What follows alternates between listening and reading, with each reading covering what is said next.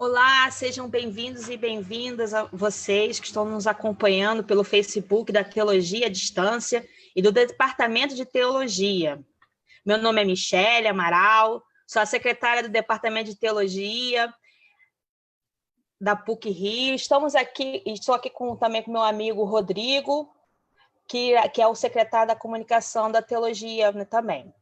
Caso vocês queiram fazer alguma pergunta, é só deixar aí nos comentários que o Rodrigo irá passar para os nossos convidados. A gente hoje vai falar um pouco sobre a questão do Espírito Santo. Nosso tema de hoje, na nossa conversa, vai ser o Espírito Santo cria e recria a igreja continuamente. E para a nossa conversa, nós teremos dois convidados. O professor Monsenhor Catelan, que é doutor em teologia e professor do Departamento de Teologia da PUC-Rio, coordenador da Cátedra Ratzinger, secretário da Sociedade Ratzinger Brasil, membro da Comissão Teológica Internacional, membro do Grupo de Peritos da Comissão para a Doutrina da Fé e da CNBB e perito do CELAM. Também temos Diogo Pessotto, doutorando em Teologia da PUC-Rio, professor do Instituto de Filosofia e Teologia Santo Alberto Magno, da União da Vitória, e secretário-geral da missão Somos Um. Antes de passar a palavra para eles, eu quero agradecer ao professor Francisco Evaristo Marcos, do curso de Teologia, e à turma de Pneumatologia da Faculdade Católica de Fortaleza, que está nos assistindo. Então, nesse momento, eu passo a palavra para os nossos convidados, para o Monsenhor Catelan. Michele, Rodrigo, Diogo, uma alegria compartilhar com vocês esse momento e também com vocês que estão nos acompanhando, que receberam a divulgação, que já têm o hábito de acompanhar a programação da Iniciação Teológica à Distância da PUC-Rio. Esse momento de pandemia, pelo qual o mundo todo passa, está nos dando também a oportunidade de despertar para novas modalidades de comunicação e de aprofundamento do conhecimento teológico. Então, é uma alegria partilhar esse momento com vocês. Diogo, não sei se quer saudar o pessoal. Sim, minha saudação a Michele, ao Rodrigo, professor Monsenhor Catelan, uma alegria estarmos juntos. Agradeço igualmente o convite e a minha saudação também a todos que nos acompanham pelos canais da teologia da PUC-Rio. Espero que, de fato, seja um momento de partilha e de enriquecimento mútuo. Ok. Está conosco, Michele? Deve. Certo. Sim, pode ficar à vontade. Nós preparamos o tempo que temos à disposição para estar com vocês hoje em 2 blocos. O Diogo e eu faremos uma primeira colocação em torno de 10 a 12 minutos, cada um. Abriremos, então, para as perguntas, as que vão chegando, que vocês que estão nos acompanhando vão fazendo, vão tomando nota de dúvidas a respeito do que vamos falando, ou até de relações entre esse assunto e outros que vocês já conheçam e têm vontade de discutir isso conosco, então podem mandar as questões. A Michele e o Rodrigo vão trabalhando com isso, vão nos ajudando nessas questões. Depois, então, temos um segundo bloco. Por isso, no primeiro momento, trabalhamos mais o Espírito Santo, que cria e recria continuamente a igreja, e depois acentuando o aspecto do Espírito Santo que reforma, que renova continuamente a igreja. Além do pessoal de Fortaleza, que está nos acompanhando, acabei de saber que no município pequeno, onde eu nasci, no estado do Paraná, tem bastante gente ligada, também da paróquia onde eu trabalho, aí no Rio de Janeiro, na paróquia de São José da Lagoa, os outros nossos alunos da PUC, da Escola Diaconal também. Bem, então começo eu apresentando a temática do Espírito Santo que cria a Igreja.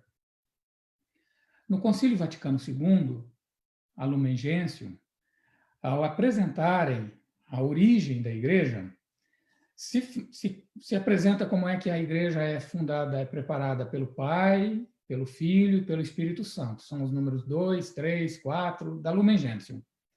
E no final do número 4 da Lumen Gentium, como que resumindo toda a reflexão anterior, é feita uma citação de São Cipriano de Cartago, numa obra em que ele comenta o Pai Nosso, a oração do Senhor.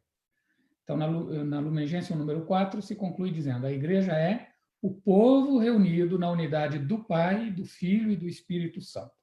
Veja, o povo reunido, palavra de destaque aí é reunido, porque igreja vem de eclesia. Eclesia é assembleia.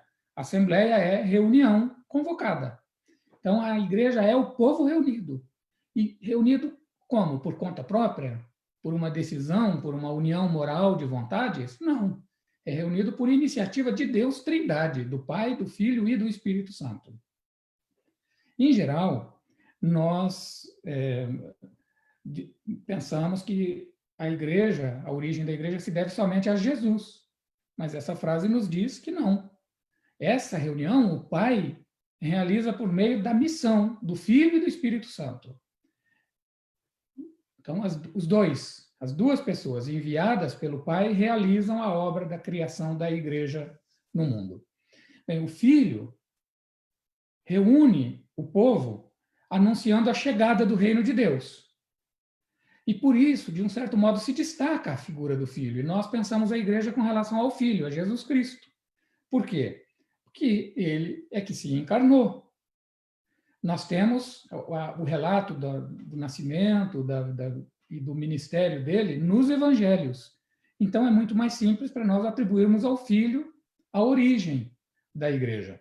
E, de fato, ele cria a igreja, ele funda a igreja por meio da pregação da palavra, por meio da realização dos sinais, da presença do reino de Deus no mundo, na pessoa dele, pelo seu mistério pascal, entregando a sua vida por nós, morrendo e ressuscitando, e pelo envio dos apóstolos para continuarem a missão que ele recebeu do Pai. Então, nesses três elementos, se destaca a ligação entre a igreja e a pessoa do Filho. Porém, é preciso termos em conta que a missão do Filho e a missão do Espírito Santo são inseparáveis. O Filho visibiliza Deus nesse mundo, mas é o Espírito Santo que interioriza Deus em nós. Então, a visibilização de Deus no Filho e a interiorização de Deus em nós por meio do Espírito Santo são inseparáveis. Nós não seríamos redimidos, não seríamos santificados só por ver exemplos de Cristo exteriores a nós. É necessário que tudo isso seja personalizado profundamente. Então, a missão do Filho, que visibiliza, exterioriza, como que materializa Deus nesse mundo, é inseparável da missão do Espírito Santo, que habita o coração e que nos faz assimilar na plena liberdade, mas com totalidade a mensagem. Então, o Espírito e o Filho atuam conjuntamente na sua missão. Então, a começar pela encarnação. A Sagrada Escritura, no momento, por exemplo, São Lucas, quando ele narra a encarnação do Filho de Deus, a formação da humanidade de Cristo no ventre de Maria, ele nos diz, quando Maria pergunta ao anjo como isso se dará, na resposta pelo como, pelo modo, pelo meio em que isso vai se dar, o anjo responde, é o Espírito Santo que virá sobre ti. E o poder do Altíssimo, poder é outro nome do Espírito Santo. O poder do Altíssimo te cobrirá com sua sombra. Por isso, o santo que vai nascer. E aí segue o texto. A encarnação já é realizada por ação do Espírito Santo. Depois, quando Nosso Senhor começa o seu ministério público, São Lucas narra com a cena do batismo, que não vou fazer a leitura toda dela, mas nós encontramos isso no capítulo 3º do Evangelho de São Lucas, se narra que Jesus, tendo sido batizado, está em oração e desce o Espírito Santo em forma corporal como uma pomba. Desce e permanece, porque logo em seguida nos é dito que Jesus vai ao deserto, diz São Lucas 4:1, pleno do Espírito Santo. Ele volta do Jordão e vai conduzido pelo Espírito através do deserto. Depois, se diz que ele volta do Jordão para a Galiléia com a força do Espírito e a fama se espalha. Então, a fama de Jesus é fruto da atuação do Espírito nele.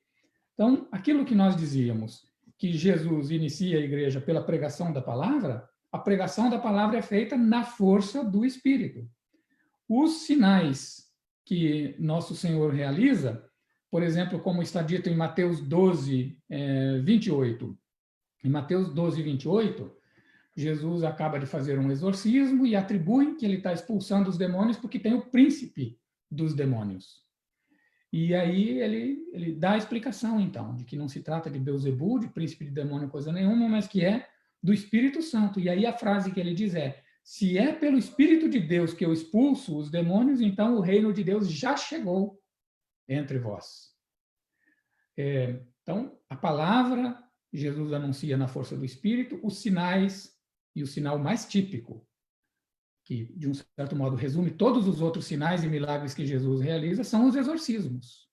Do ponto de vista teológico e simbólico, os exorcismos são as obras mais significativas de Jesus durante o seu ministério público.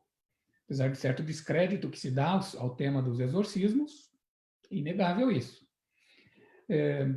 Depois, no mistério pascal de Jesus. No mistério pascal de Jesus, que é o segundo elemento por meio do qual ele realiza a criação, a fundação da igreja, São João, no capítulo 19 do seu evangelho, no momento em que Jesus fala as últimas palavras, diz: tudo está consumado. E inclinando a cabeça, entregou o Espírito. Literalmente, entregar o Espírito significa morrer. Mas com todo o simbolismo e todas as palavras anteriores no evangelho de São João, nesse caso, entregar o Espírito é uma alusão também ao início da humanidade, quando Deus sopra o seu ruar, seu Espírito, na narina do homem que ele tinha acabado de formar do barro. Agora, o homem novo é aquele que, tendo recebido o Espírito de Deus, o entrega. E o entrega nas mãos de Deus ou o entrega em favor da igreja que está ali nas sementes, em germe, aos pés da cruz? Maria, João, Madalena, o centurião que viu e creu, um dos crucificados junto com ele que creu. Então, ali está o início da igreja que recebe o Espírito que Jesus derrama.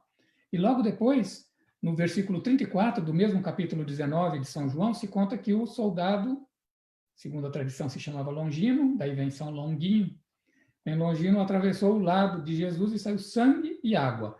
Os padres da igreja, os grandes teólogos que interpretaram por primeiro o simbolismo do Evangelho de São João, nos dizem que o sangue e a água são dois símbolos dos sacramentos, a água é o batismo e o sangue é a Eucaristia, mas também das duas pessoas divinas que atuam no momento da morte de Jesus.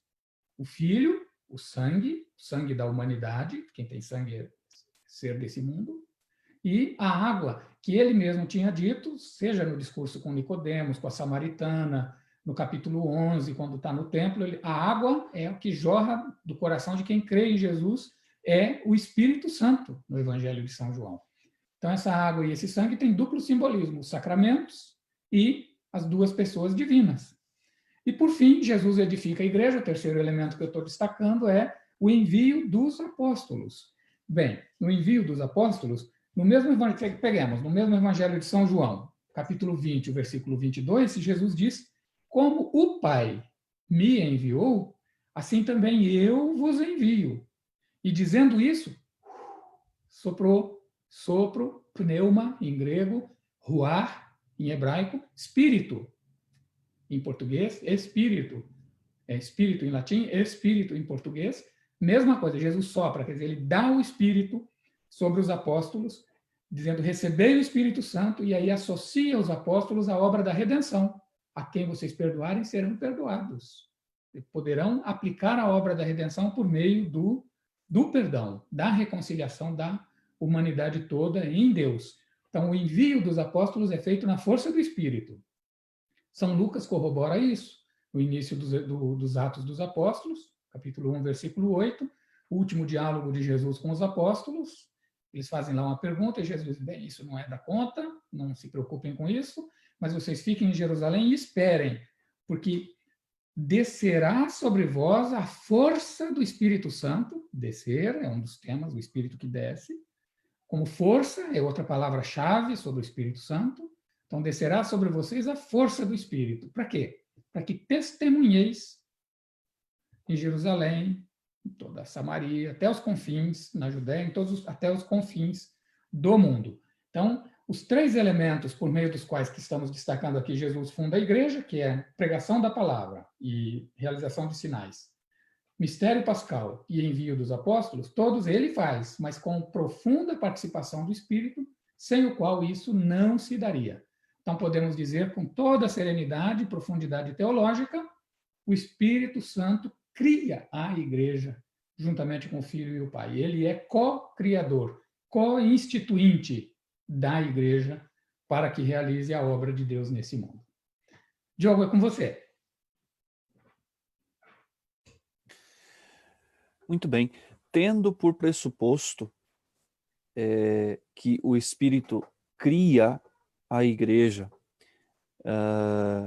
na perfeita e na plena comunhão com o Pai e com o Filho, tal como o Monsenhor Catelã nos explicou por meio desses 4 elementos, nós passamos a considerar que se há uma criação da igreja, a nossa tradição teológica e mais contemporaneamente o Concílio Vaticano II e algumas reflexões que têm sido constituídas nos nossos tempos, têm enfatizado que o Espírito, então, não só cria a igreja, como também a recria.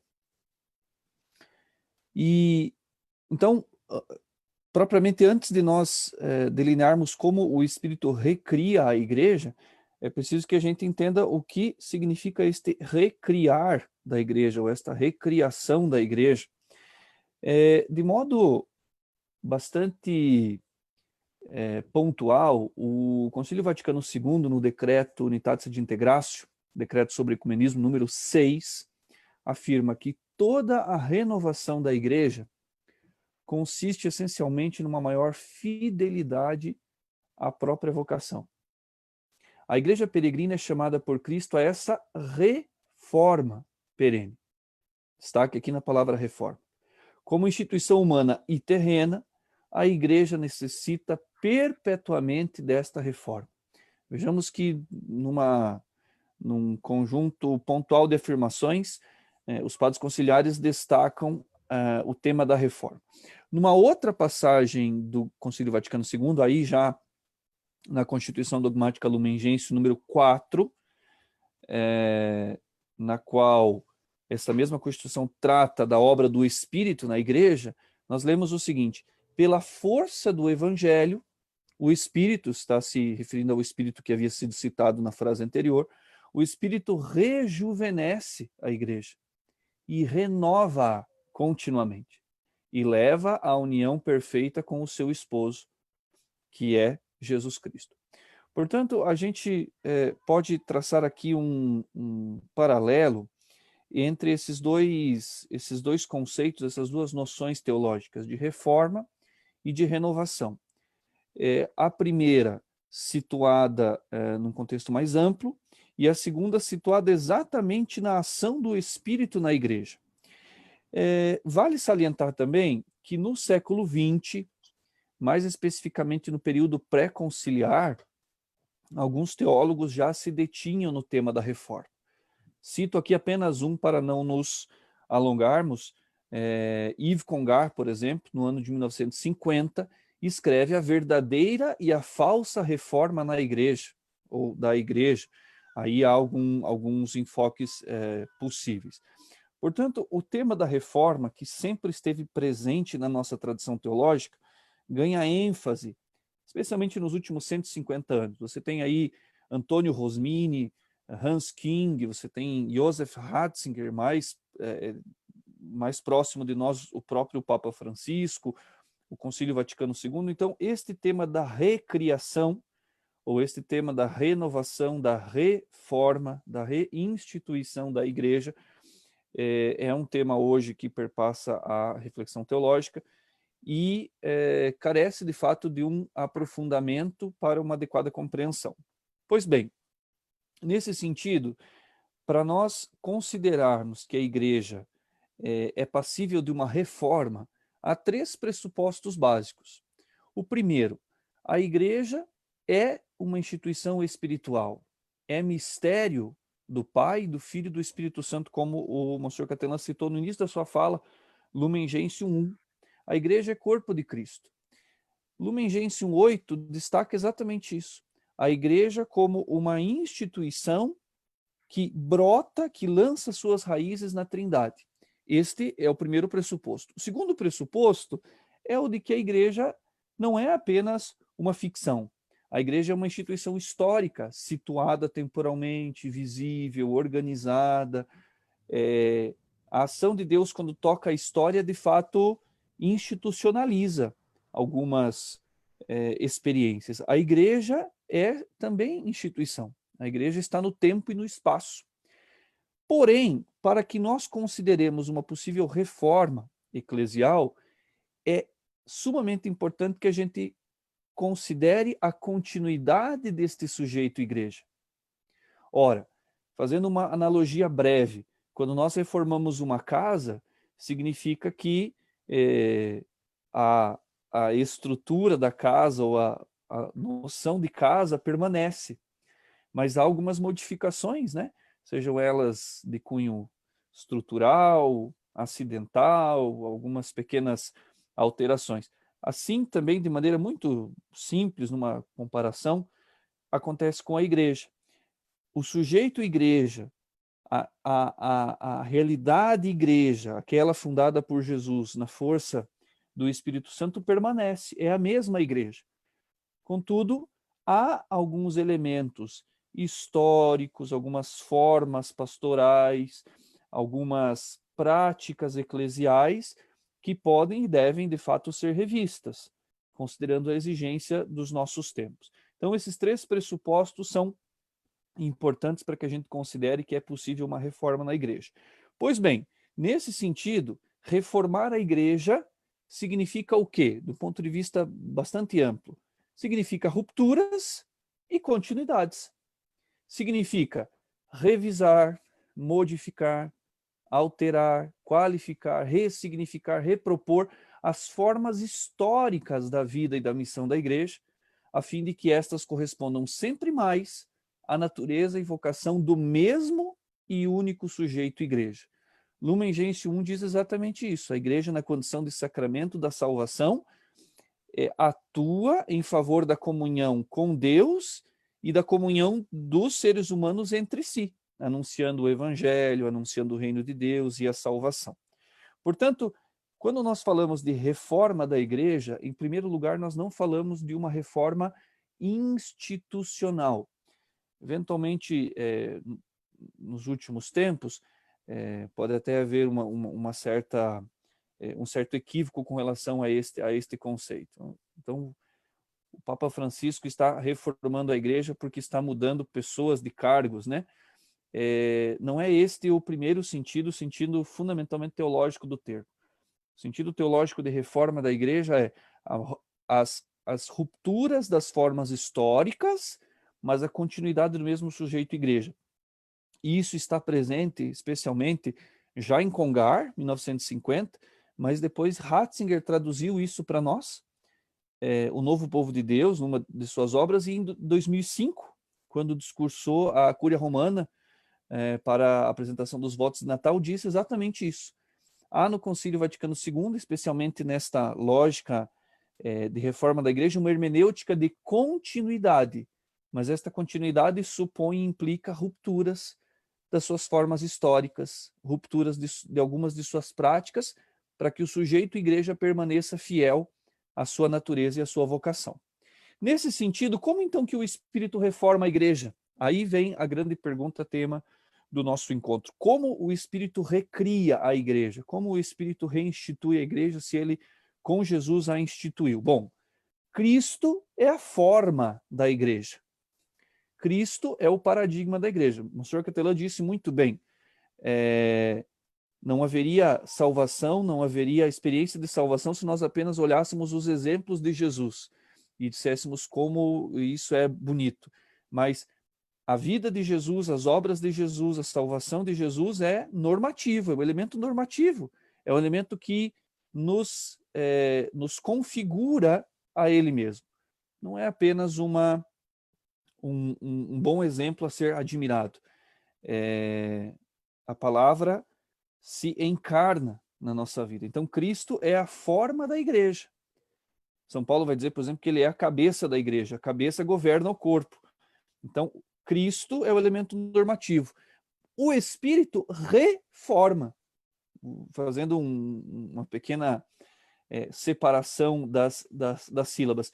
Por que o Espírito reforma? Porque a ação principal do Espírito em nós é nos cristificar.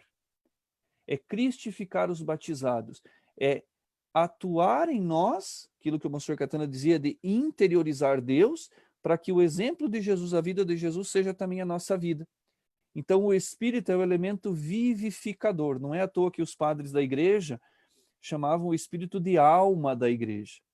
Nesse sentido, o Espírito reforma a igreja justamente nessa dinâmica de vivificar os cristãos, vivificar os batizados, para que, interiorizando Deus, possam viver como Jesus viveu. Então, a reforma do Espírito, a recriação do Espírito, isso está lá em Lumen Gentium, é muito interessante. A missão do Filho é a missão de fundar a igreja, de constituir a igreja. E a missão do Espírito é a missão de vivificar a igreja, de santificar a igreja. Pois bem, nesse sentido, nas perspectivas de Lucas e de João, o Monsenhor Cattelan deixou isso muito, muito claro, né? Não há um Pentecostes só em Lucas, mas há também, para alguns autores, alguns Pentecostes em João, né? Pentecostes da cruz, Pentecostes depois da cruz. Então, nessa teologia lucana e na teologia joanina, o Espírito reforma a igreja em algumas dimensões, em alguns aspectos. O primeiro deles, o Espírito reforma a igreja na verdade. Jesus é a verdade, ele é a norma. Dissemos isso no slide anterior. O Espírito nos ensinará e nos recordará o que Jesus disse, o que Jesus fez, João 14, 26. Isso está diretamente vinculado à experiência do querigma nos Atos dos Apóstolos. Após a vinda do Espírito, a primeira atitude dos apóstolos, aí capitaneados por Pedro, foi a do anúncio querigmático. E se diz, Atos 2, 42, que os discípulos permaneciam em comunhão também por meio do ensinamento dos apóstolos. É a verdade, é a experiência da fé. O Espírito nos faz interiorizar Deus, retomando as palavras que o Monsenhor Cattelan utilizou. Segundo aspecto, o Espírito reforma a igreja na caridade. Romanos 5:5, o amor de Deus foi derramado em nós pelo Espírito Santo que nos foi dado.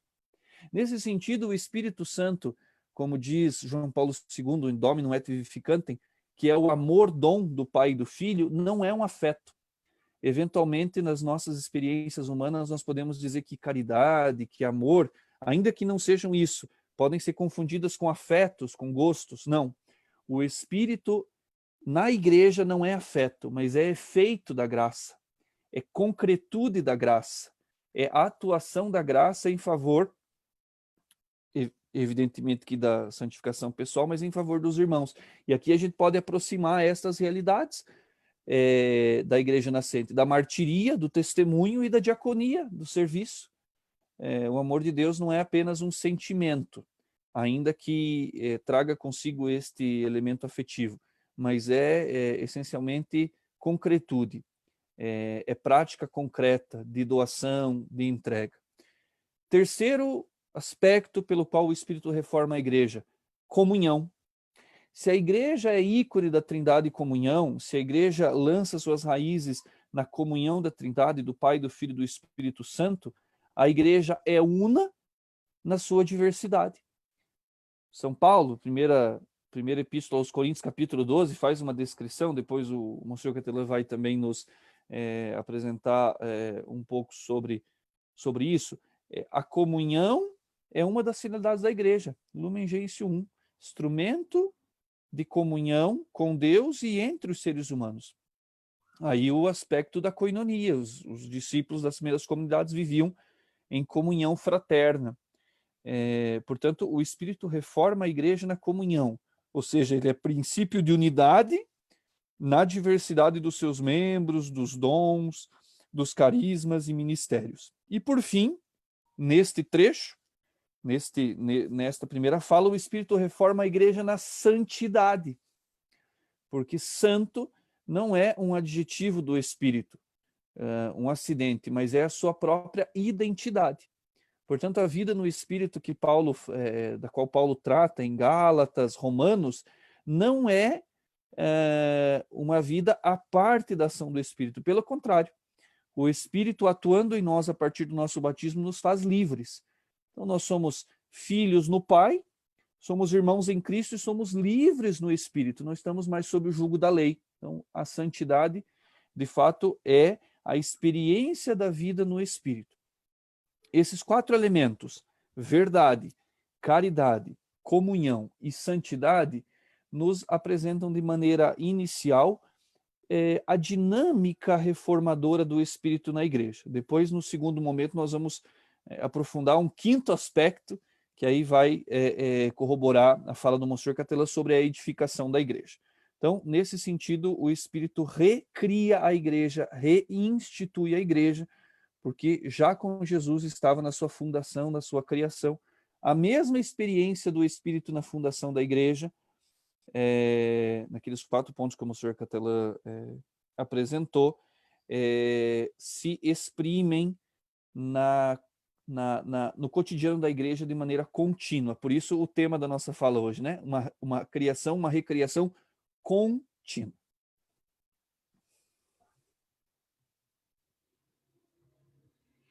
Ok, acho que agora nós podemos interagir um pouco com os participantes. Esse era o primeiro bloco, Espírito que cria e recria. E vamos então agora acolher algumas questões e comentá-las.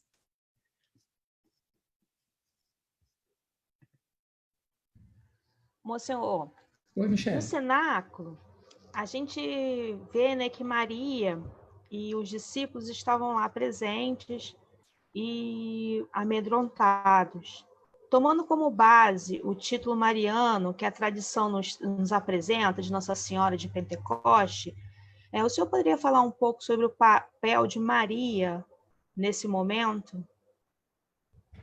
Certo, Michele. Tem muita coisa que pode ser dita, porque a tradição teológica, desde os primeiros séculos até hoje, meditou muito sobre vários aspectos dessa cena e do significado, do simbolismo, da relação que tem com a vida de Jesus até aquele momento e com o Antigo Testamento e tudo mais.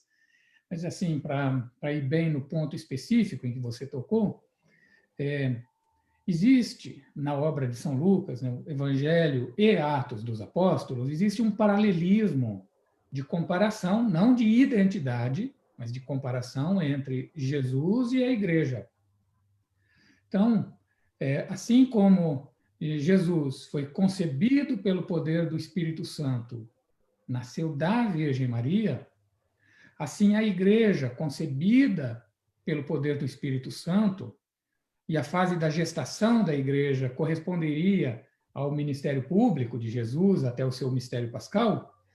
Então, para indicar que a gestação, a formação da igreja se dá também pelo Espírito Santo, é descrita essa cena, e a presença da Virgem Maria ali faz o indicativo disso.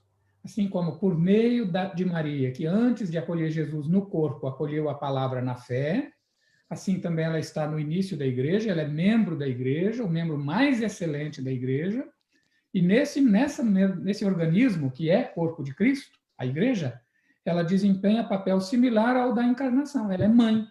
É por isso que, na segunda-feira, depois de Pentecostes, se celebra a memória da Virgem Maria, mãe da igreja, no sentido de que, com a sua fé, com as suas atitudes de acolhida da palavra e de discipulado, se tornou discípula de seu filho, ela ajuda a formar na igreja, nos discípulos, que eles sim estavam com medo, ela não, ajuda a formar aquelas atitudes corretas para serem homens e mulheres verdadeiramente de fé e discípulos de Jesus Cristo, assim como ela foi. Pegando um pouco o que vocês já falaram sobre, né, a igreja que cria e recria, o Espírito Santo que cria e recria a igreja, fazendo ainda uma ponte sobre os discípulos e Maria lá no cenáculo, que já se encontravam, né? Como o senhor colocou aí, que os discípulos se encontravam com medo, Maria não, sem saber, mas eles ficavam sem saber o que viria pela frente, sem saber que eu queria encontrar, de fato, lá fora, já o contexto, né, que eles estavam vivendo. Qual seria, então, a ação do Paráclito em nós, nesse diálogo do Espírito que cria e recria hoje? Quer, Diogo? Passo a bola para você. Sim, sim, sim. Uma experiência que os discípulos vivenciaram naquele episódio de Pentecostes está expressa na palavra grega parresia, que a grosso modo significa uma coragem alegre, mas ao mesmo tempo uma alegria corajosa. Parece-me, Michele, que a ação do Espírito, especialmente na igreja hoje, assim como ao longo de toda a história, mas considerando a complexidade dos nossos tempos, né? Uma sociedade pós-moderna, da pós-verdade, do pós-dever, parece-me que a ação do Espírito hoje, prioritariamente, no sentido de reforma da igreja, está aí, numa alegria corajosa e numa coragem alegre, que não se identificam com duas eventuais atitudes possíveis. Uma atitude um tanto quanto triunfalista da igreja, como que se nós pudéssemos nos impor por força, quanto a uma atitude bélica, né, de confronto com a realidade. Não. Parece-me que a resposta dos discípulos no pós-Pentecostes foi justamente o contrário. A vida comunitária, a comunhão, a pregação do evangelho, a manifestação dos sinais, a atenção aos pobres. Isso é parresia do ponto de vista da ação do Espírito. Então, parece-me que nos nossos tempos há uma necessidade imperiosa de que esta experiência de uma fé que se traduz numa alegria e numa coragem de evangelizar é absolutamente necessária. Aquilo que o Papa Francisco tem mencionado desde Evangelii Gaudium, né? Tanto que ele conclui Evangelii Gaudium com um capítulo sobre o Espírito Santo. E lá afirma que se não há ação do Espírito Santo, não há qualquer outra motivação para evangelizar. Então, me parece que a evangelização se dá nessa dinâmica, de uma evangelização pautada na alegria como fruto do Espírito, mas na ousadia de anunciar Jesus Cristo como aquele, né, como diz Ratzinger, Deus Caritas Est, número 1, né, aquele que transforma e orienta a vida como um todo. Me parece que essa seria uma possibilidade de resposta para essa questão. Diogo, você dá uma olhadinha na pergunta que chegou para a gente da Nicole Hafner. E, enquanto isso, eu gostaria, enquanto você confere lá e se prepara para responder, eu gostaria de fazer um complemento no outro aspecto que se junta a esse que você estava comentando, do testemunho, da parresia, da coragem, de aceitar o desafio dos tempos a partir das atitudes e dos valores cristãos, não é? E na raiz disso tudo, dessa coragem de atuar, de agir, de inserir-se no mundo, nas realidades de sofrimento e testemunhar, que é uma força para o testemunho, o espírito, tem um outro aspecto da intimidade que é também muito destacado por São Paulo, que é a formação em nós da imagem de Cristo. Assim como o Espírito formou Jesus em Maria, para de Maria ser dado ao mundo, ele continua formando Cristo em nós. Por exemplo, em Romanos 8, 29, se fala da formação da imagem do Filho em nós. Mas o texto, um dos textos mais antigos, que está na Carta aos Gálatas, por exemplo, no capítulo 4, se fala que Jesus nasceu de mulher e sujeito à lei, para que os que nasceram de mulher e sujeitos à lei sejam feitos filhos de Deus. E como somos filhos, o Espírito clama em nós, Abá, papaizinho. Então, o Espírito é o princípio da intimidade nossa com Deus. É o princípio que cultiva, aprofunda a atitude de filhos. só podemos levar vida de filhos, vida de família de Deus, vida de fraterna, de fé, de irmãos, com a atuação do Espírito formando as atitudes de Cristo em nós. Na carta aos Filipenses, que estava passando por um problema de rivalidade, de disputa entre os membros, de uma certa, sim, disputa, rivalidade mesmo, São Paulo chama a atenção deles e olha, vamos olhar para a imagem de Cristo, vamos ter os mesmos sentimentos e atitudes de Cristo. Ele não se apegou, não se engrandeceu por ser filho de Deus, mas se desapegou, se esvaziou, se fez igual a nós, entre nós, se fez servidor e o serviço da salvação por meio da sua morte. Por isso foi exaltado. Então, que ninguém se exalte, Deus é que exalta. A nós cabe o esvaziamento.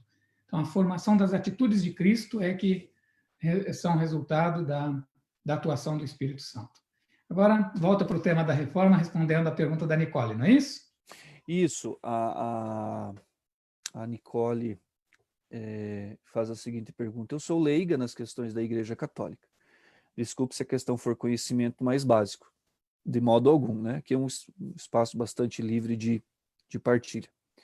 Gostaria de saber um exemplo das mudanças / reformas citadas nos últimos 150 anos. Ainda que, Nicole, ou melhor, a reflexão teológica nos últimos 150 anos tenha, de algum modo, enfatizado o tema da reforma, de fato, algumas experiências de reforma foram vivenciadas. De novo, né? A nossa tendência é eventualmente focar nas reformas ditas institucionais, aquelas que eventualmente poderiam, entre aspas, aparecer mais. A igreja eventualmente muda a sua forma de se organizar, enfim, essas questões ditas institucionais. Mas, por exemplo, aqui a título de exemplo mesmo, o Concílio Vaticano II, ao que me parece, foi e continua sendo ainda uma grande tentativa de pôr em ato, de pôr em prática a ação do Espírito que nos leva a rever as formas históricas do anúncio da fé, né? Parece-me que a igreja, e aí aquilo que a gente vê no livro do Apocalipse, né? Aquilo que o Espírito diz às igrejas, ou seja, o discernimento dos espíritos que Paulo vai citar na primeira carta aos Coríntios, pode e deve ser feito de maneira comunitária. Então, só para citar um exemplo, Concílio Vaticano II parece-me talvez aí o evento eclesial contemporâneo de maior importância, me parece justamente uma experiência de reforma da igreja no espírito. O Papa João XXIII, como motivação do concílio, diz, né, que esta experiência do concílio, que neste tempo seja possível que nós contemplemos aquilo que o Espírito realizou a partir de Pentecostes, né? Renova, Senhor, nestes tempos os teus prodígios, os teus sinais, como num novo Pentecostes. Então, me parece que o próprio concílio foi, na abertura da igreja, e quando eu falo igreja, evidentemente que de todos nós, né, a começar do magistério, mas de todos os cristãos, foi de fato uma experiência de abertura à ação do Espírito que busca reformar a igreja, num contexto histórico específico, né? João XXIII, de novo, utilizava a expressão estarmos atentos às exigências do tempo presente. Aí está esta vinculação da reforma, Nicole, entre a igreja como sujeito, como corpo de Cristo que permanece, mas como instituição histórica. E esta articulação quem faz é o Espírito. No sentido concreto que você estava dizendo, como tradução dessas atitudes, porque é verdade que a reforma não pode ser entendida só no seu nível da mudança de estruturas. A Sacrosanto Concilium, o primeiro documento, a primeira constituição do concílio, diz que uma das finalidades do concílio é reformar aquilo que é reformável, né? Aquilo que é reformável. Então, é bem interessante isso. Mas podia-se citar, por exemplo, a reforma litúrgica, é um exemplo que, com certeza, especialmente o elemento profundo, espiritual, que é o litúrgico, o místico, o sacramental, com as formas exteriores por meio das quais se vive o ato de culto. Então, ela assim, reúne de modo bem adequado os dois aspectos, o interior e o exterior. E o outro, eu costumo dizer, é a reforma pastoral que o concílio realizou.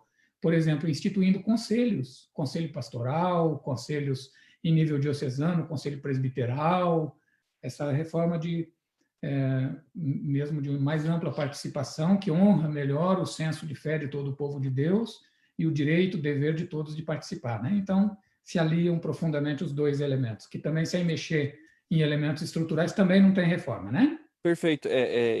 Expressões concretas decorrentes dessa reforma, né? Certo. Agora, a Carol Galvão, que é minha aluna, o pessoal meu que estuda eclesiologia na pós-graduação da PUC está acompanhando também, estão me mandando mensagens aqui no nosso WhatsApp de turma, e ela mandou aí a pergunta que foi nos repassada sobre a concretude da fé depende da ação do Espírito Santo. Carol, na Carol não é da pós, é da graduação. Carol, a resposta numa palavra seria totalmente. Totalmente. A concretização da fé depende totalmente da atuação do Espírito Santo em nós. Dei verbum, número 5.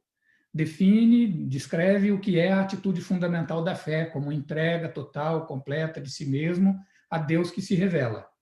E aí diz que para que isso seja possível, é necessário que o Espírito Santo prepare o coração, dê suavidade para consentir e crer. Então, o ato de fé é preparado pelo Espírito Santo. Depois, o mesmo número 5 da Dei Verbum diz, e o Espírito Santo aprofunda essa fé por meio de seus dons. Os dons, os 7 dons do Espírito Santo, estão até nos pedindo, o Jacques Silva está perguntando a relação entre isso e Pentecostes, exatamente. O Espírito Santo leva a fé a frutificar por meio dos dons. Então, os 7 dons do Espírito Santo, tradicionais desde o texto de Isaías, que faz anúncio do futuro Messias, que se realiza em Jesus, e São Paulo, na carta aos Gálatas, diz: o fruto do Espírito é amor, alegria, paz, longanimidade, benignidade, bondade, fidelidade, mansidão, autodomínio, são fruto do Espírito.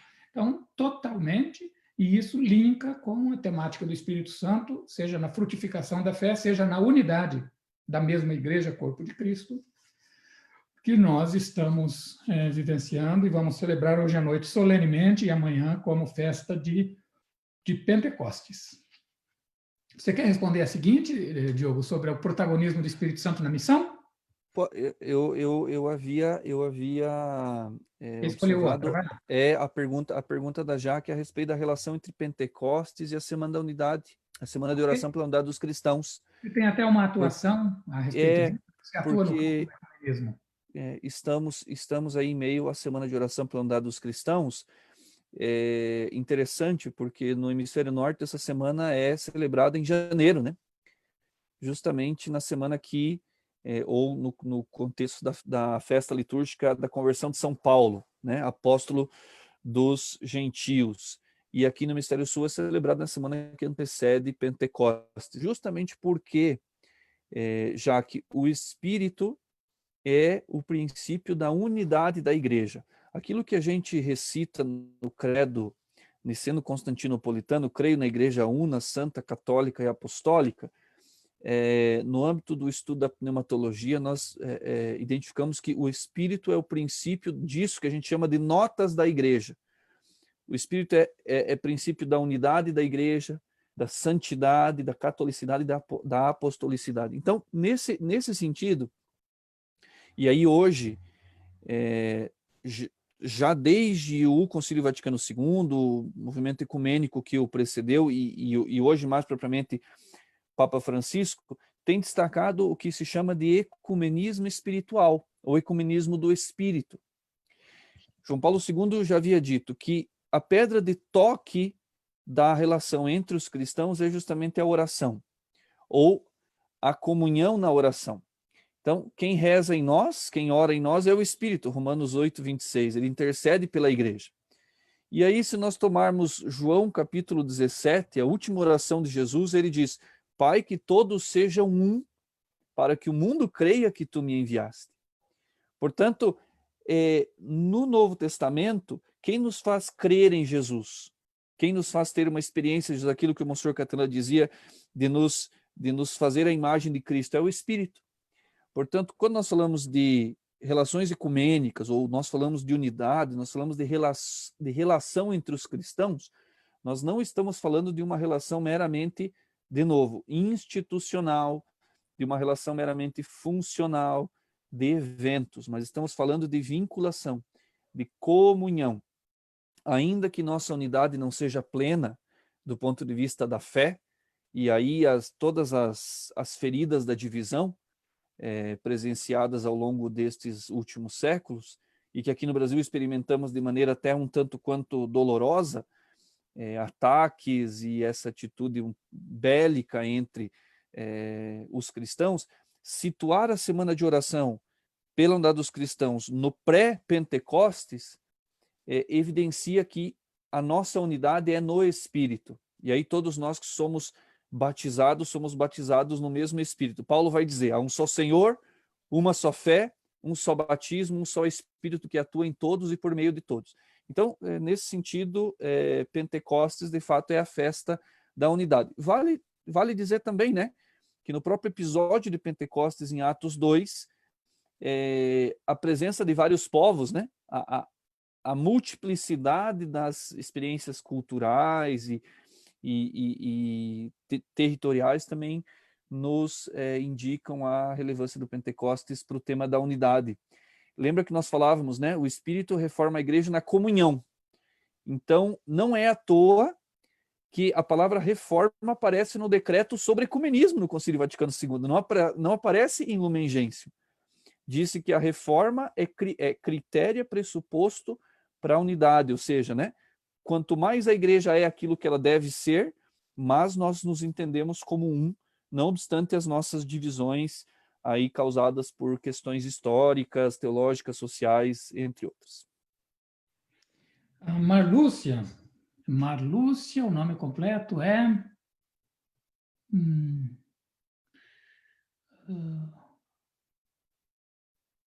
Marlúcia da Costa Manuel Cavalcante. Como saber que é uma atuação do Espírito por nosso meio e não nós nos substituindo ao Espírito, em nome dele.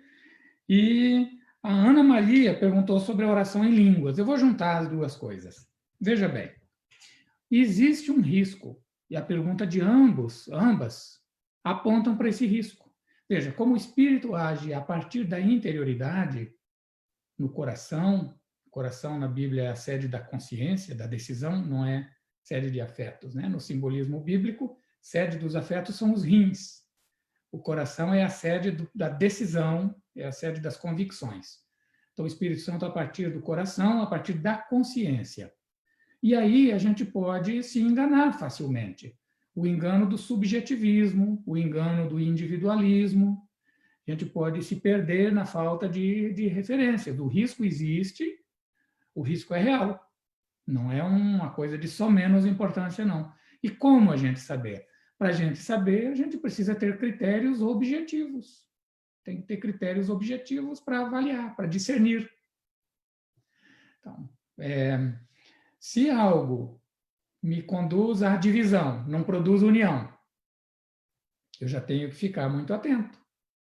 Pode ser que isso não venha de Deus.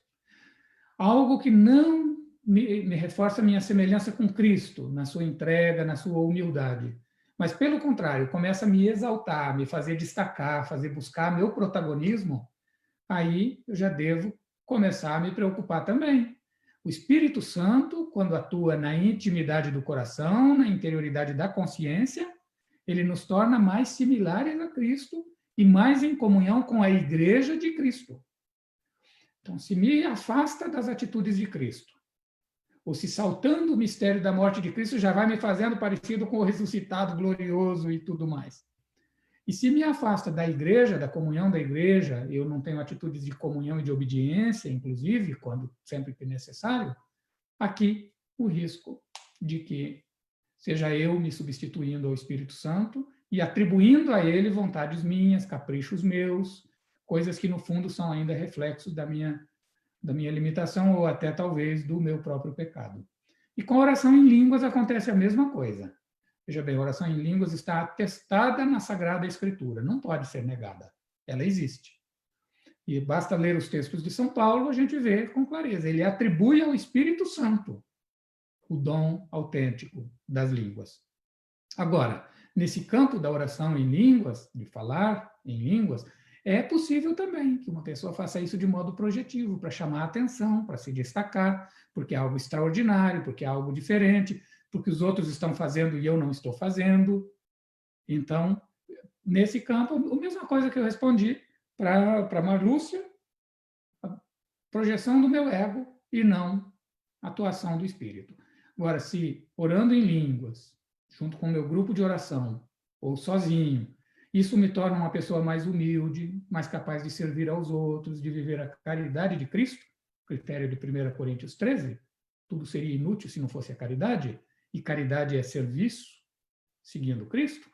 Então, tudo que não me conduz a isso não pode estar vindo do Espírito Santo.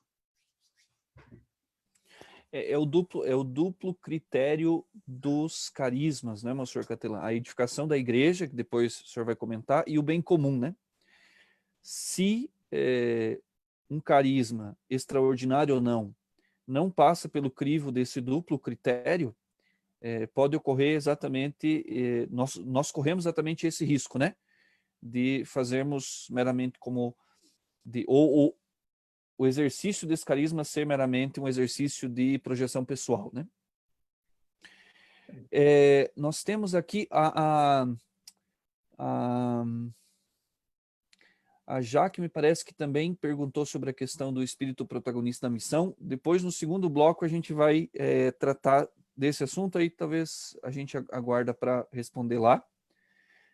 E aí tem a pergunta da Carolina Soares. Podemos dizer que com esse período atípico que estamos vivendo mundialmente, o Espírito Santo está recriando não a igreja, mas as relações humanas? Parece-me que, de fato, este período de pandemia tem suscitado algumas reflexões importantes. A primeira delas, nessa relação igreja-humanidade, não haveria uma separação radical, né? A igreja, enquanto corpo de Cristo, enquanto mistério da Trindade, está a serviço da comunhão entre as pessoas, né? Lumen Gentium, instrumento da comunhão com Deus, mas do gênero humano entre si. Então, a ação do Espírito neste tempo, porque o Espírito age na concretude da nossa vida e dos nossos tempos, a ação do Espírito está também, ou está encontrando uma oportunidade de refazer as nossas relações. Sim. Então, ao mesmo tempo que ele reforma continuamente a igreja, ele reforma continuamente as nossas relações. É aquilo que nós dizíamos da vida no Espírito. Aqueles que são dóceis à ação do Espírito vivem de maneira mais parecida com Jesus, no serviço aos irmãos, especialmente aos mais pobres, na dinâmica de uma fé que tem implicações para as relações, e não apenas numa visão tanto quanto subjetivista. Haja vista que o fato de nós estarmos buscando outros meios de contato, também aí o Espírito tem suscitado uma criatividade evangelizadora. Vamos falar sobre isso depois, né? O lugar da ação do Espírito na missão é privilegiado. Também aí o Espírito tem suscitado. Então, parece-me, Carolina, que a recriação da igreja não é uma experiência marginal, a recriação, a reforma das relações humanas. Quanto mais nós cristãos, quanto mais a igreja estiver aproximada, ou estiver próxima da sua natureza e da sua vocação fundamentais, mais a igreja contribuirá para que as relações humanas sejam saudáveis, sejam adequadas, sejam fraternas, caridosas e assim por diante. Então, imagino que o Espírito tem, de fato, encontrado neste tempo um tempo propício para que a gente possa refazer também algumas relações, sejam elas intra-eclesiais, extra-eclesiais ou até em níveis mais amplos, né? Vale dizer que o próprio concílio entende que a ação do Espírito já está nas culturas, né? Independentemente da presença institucional da igreja ou não, né? O Espírito vai e chega antes. Então, talvez aí já há a ação misteriosa do Espírito que refaz também as relações. Diogo, a Juliana Beloso acabou de mandar uma pergunta que me parece inteiramente respondida já, porque toca nesse período da pandemia, como você abordou. E ali, no núcleo, tanto da pergunta como da resposta, estava a questão das relações. O Sérgio Goulart, que é nosso aluno na PUC também, ele então faz a pergunta do caráter relacional do Espírito Santo. Sim, exatamente, veja só. Aquilo que as pessoas divinas são, nós sabemos apenas por causa da revelação isso, né? Ninguém de nós adivinha. Ninguém de nós conseguiria subir ao céu para saber essas coisas. Sabemos porque nos foram reveladas. Então, como as pessoas divinas são em si, desse mesmo modo agem em nós, agem no mundo. Coerência entre o ser e o agir das pessoas divinas. Então, no interior da Trindade, o Espírito é a comunhão. Por isso ele ganha o nome de amor. Claro, as três pessoas divinas amam. O amor caracteriza o Espírito Santo, como diz um teólogo ortodoxo, porque das três pessoas divinas, o Espírito Santo é aquela que mais se, entre aspas, por amor de Deus, mas se aniquila, se esvazia de si. O Pai Todo-Poderoso deixou as marcas da criação na obra realizada e no Filho que enviou. O Filho se encarnou, se visibilizou no mundo, deixou marcas na história, fez a divisão da história, antes e depois. E o Espírito Santo não tem um rosto conhecido por nós. A rigor, não tem nenhum nome. Yves Congar cita isso, mas citando de um teólogo da Igreja Ortodoxa, que não tem Espírito, o Pai também é Espírito e o Filho também é Espírito. Santo, o Pai também é Santo e o Filho também é Santo. Então, a rigor, nem nome próprio o Espírito Santo tem. Tem um modo como ele é designado, mas não tem um nome próprio. Então, o Espírito é aquele que, na obra da nossa salvação, mais se esvazia de si, mais se entrega, mais se aniquila para produzir o resultado.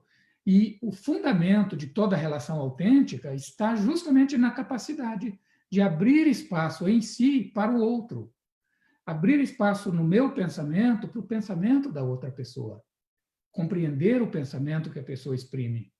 Abrir espaço nos meus afetos para os afetos da pessoa. Ter empatia, ter simpatia, querer o bem, ajudar a minimizar o mal. Se não abro em mim espaço para o pensamento do outro, eu imponho o meu. Se eu não abro em mim espaço para o sentimento do outro, não tem empatia. Então não tem relação. Não é possível a relação. O nome amor atribuído ao Espírito Santo, desde o começo do cristianismo se fala disso. Santo Tomás tem uma questão sobre se amor pode ser nome do Espírito Santo, cita Santo Agostinho. E dom é o outro nome do Espírito, também cita Santo Agostinho. No nosso ritual católico do sacramento da confirmação, que é por excelência o sacramento do Espírito Santo, no momento em que crisma, o bispo ou o presbítero delegado por ele diz, recebe o Espírito Santo, dom de Deus, dom por excelência. Então, ele é o princípio da relação, sim, e é a partir daí que ele gera a comunhão. É por estabelecer relação. Assim como na Trindade ele é o elo de amor entre o Pai e o Filho, assim também na Igreja ele é o elo de amor que conjuga todos no corpo de Cristo. Então, essas questões que foram apresentadas sobre o grande desafio da pandemia, que é repensar as relações, postos também de modo mais teológico pelo Sérgio, sim, a resposta é afirmativa, exatamente. Aí está o núcleo da atuação do Espírito Santo. Ele atua a partir daí, criando, recriando e restaurando relações. Escolheu alguma outra pergunta para tocar ou passamos para o segundo bloco, Diogo? Eu acho que nós podemos passar para o segundo bloco. Houve a pergunta da Maria Jesus a respeito dessa relação entre Pentecostes e unidade do gênero humano. Acredito que a gente já respondeu. Eu acredito que a gente pode passar para o segundo bloco e depois teremos também outras questões. Certo. Antes ainda, então, introduzindo o segundo bloco, o Marcelo Gomes, que foi meu aluno na PUC Paraná, em Londrina, pediu para falar o tema do batismo no Espírito Santo. Veja bem, é um termo que precisa de bastante cuidado, tem estudos teológicos e pastorais publicados sobre isso, porque a palavra batismo, ela tem um sentido específico, dentro da teologia católica, ela tem um sentido específico e um sentido amplo. Sentido específico, ela designa um dos 7 sacramentos, o primeiro, o batismo. E esse batismo já é feito em nome do Pai, do Filho e do Espírito Santo. Então, o sacramento do batismo é batismo no Espírito Santo. Quando São Paulo chegou em Éfeso, comunidade onde ele encontrou, por exemplo, Apolo, ele encontrou um grupo que era de discípulos. O critério para ser discípulo era crer na ressurreição. Ele encontrou um grupo de discípulos. Mas ao começar a falar sobre o Espírito Santo, eles ficaram meio assim, estranhando. O que é isso que o senhor está falando? Ele disse, bem, o Espírito Santo, nem sabíamos que existia um. Mas que batismo vocês receberam? A pergunta de Paulo é, que batismo vocês receberam que não receberam o Espírito Santo? O de João. Aí Paulo, então, impôs as mãos e receberam o Espírito Santo. Então, o dom do Espírito Santo, por primeiro, nos é comunicado no batismo. Então, o batismo é o batismo já no Espírito Santo. Agora, num sentido amplo, como um reavivamento do Espírito Santo, isso pode ser um dos aspectos do sacramento da confirmação. Na confirmação, recebemos o Espírito Santo que nos enraiza no discipulado e nos envia para a missão. Então, ela realiza uma renovação da graça batismal no Espírito Santo. E, num sentido mais amplo ainda, quando a gente faz uma experiência de reavivamento espiritual, seja na renovação carismática, seja num movimento, num grupo bíblico, na vida comunitária paroquial, que a gente se sente entusiasmado, fortalecido para a missão, aquilo pode ser chamado também, no sentido amplo, analógico, de um batismo no Espírito Santo. Então, é assim que não é por oposição ao batismo sacramental, mas é como derivação dele. Bem, Capelã, há uma obra de um beneditino americano, Killian MacDonald, em que ele traça um paralelo entre a experiência do batismo no Espírito, essa nesse segundo sentido que você falou, e a iniciação à vida cristã. Salientando que, sim, o batismo no Espírito é uma experiência, porém não se trata de uma experiência paralela ao sacramento do batismo, mas de um reavivamento da experiência sacramental. Aí, batismo e confirmação, né? Batismo e crisma. Então, só para elucidar, enfim, batismo no Espírito e iniciação à vida cristã é uma das tantas obras que tratam desse tema. Bem, indo para o segundo bloco, nós vamos redimensionar o que nós tínhamos preparado, porque, atendendo às questões que foram apresentadas, nós ocupamos um tempo um pouquinho mais longo do que o que tínhamos planejado, mas graças a Deus, porque essa interação é fundamental. E então vamos redimensionar, fazer algumas escolhas, não vamos apresentar tudo o que tínhamos pensado originalmente. E para introduzir a parte que eu preparei sobre o Espírito que reedifica, que cria continuamente a Igreja, eu vou partir da pergunta, podia voltar à pergunta do aluno do Padre Evaristo, lá de Fortaleza, vem abaixo da do Marcelo, eu não estou aqui, Felipe Calisto. Ele pergunta sobre a perspectiva, agora já pode voltar aos slides, sobre a perspectiva escatológica do Espírito Santo. Veja bem, a última coisa que eu tinha posto na listinha dessa etapa minha era, se formos lá para o meu último slide, Diogo, são os modos por meio do qual o Espírito Santo vai edificando continuamente a Bíblia. A última coisa na lista é, juntamente com a igreja, o Espírito Santo clama Maranatá. Maranatá tanto pode ser no indicativo, o Senhor Jesus vem, expressão de uma fé, que ele vem, como de um desejo, vem, Senhor Jesus, e a igreja continua fazendo isso repetindo com o Espírito essa frase toda vez que celebra a Santíssima Eucaristia. O Espírito Santo é dom escatológico. Ele é penhor, diz a Bíblia. Ele é a garantia de Deus de que ele vai cumprir as promessas. Ele antecipa o dom, penhor do Espírito Santo, que se planificará na eternidade. Bem, então o Espírito Santo edifica a igreja como corpo de Cristo, na comunhão. Se nós formos olhar aquelas passagens de São Paulo, por exemplo, 1 Coríntios 12, e se olharmos o capítulo 12 como um todo, ali tem a teologia do corpo de Cristo, é o Espírito que concede, por meio da variedade de dons, a edificação da igreja, realiza a edificação da igreja. E no slide seguinte, eu toco no tema do batismo no Espírito, para sermos um só corpo. E assim, então, por meio dos dons, meu terceiro slide dos dons, dos ministérios e das ações, a Trindade inteira nos realiza isso. Olha, dons são atribuídos ao Espírito. Nessa passagem, quem for conferir na Escritura vai ver isso. Os dons são atribuídos ao Espírito. Os ministérios são atribuídos ao Senhor, Jesus Cristo. E as ações, de vários modos, são atribuídas a Deus, o Pai. Então, na edificação contínua da igreja, o Espírito Santo atua falando a igreja, ajudando a igreja a entender a palavra de Cristo, nos sacramentos, o batismo, nos demais sacramentos todos têm uma epíclise, tem uma invocação ao Espírito Santo, o testemunho, em meio aos sofrimentos e aos desafios, o Espírito Santo é que dá as palavras e as atitudes acertadas, sustentando a igreja no testemunho, nos levando à santidade, na identificação com Jesus Cristo como filhos. Ele intercede pela igreja de um modo que a igreja nem saberia fazer, orando na igreja e pela igreja. E aí, na perspectiva escatológica, então, ele clama, vinde, Senhor Jesus. É uma amostra, uma espécie de buquê de citações entre muitíssimas possíveis, que mostra que não só na origem da igreja o Espírito atua, mas continuamente ele a edifica, reedifica em todos os tempos e lugares, atuando nela. Então, eu resumi desse modo a minha fala e passo a palavra para o Diogo. Muito bem.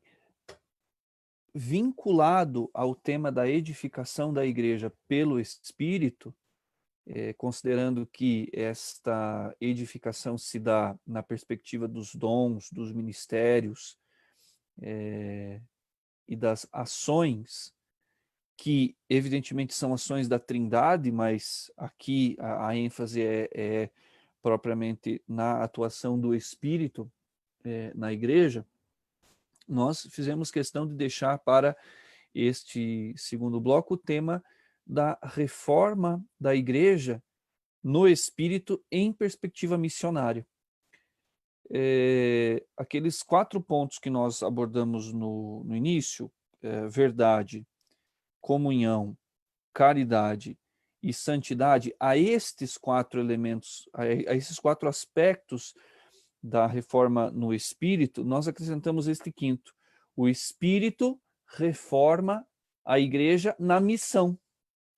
E aqui, evidentemente, Papa Francisco tem sido uma chave de interpretação teológica e pastoral importante, mas este tema já é também de ampla reflexão na tradição teológica, especialmente do Concílio Vaticano II para cá.